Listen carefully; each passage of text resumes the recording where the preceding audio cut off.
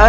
い。とりあえず前出します。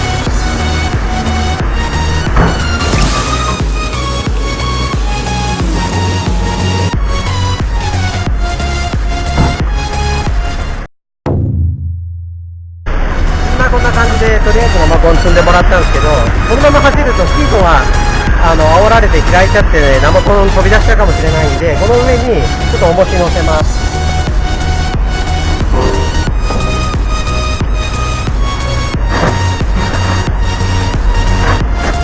できたね。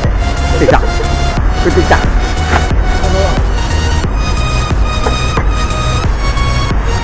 生コンを買った人もいるという。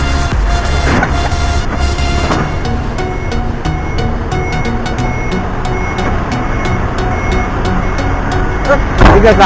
じゃあこのまま現地へ行きます。行きましょう。止めていいよ。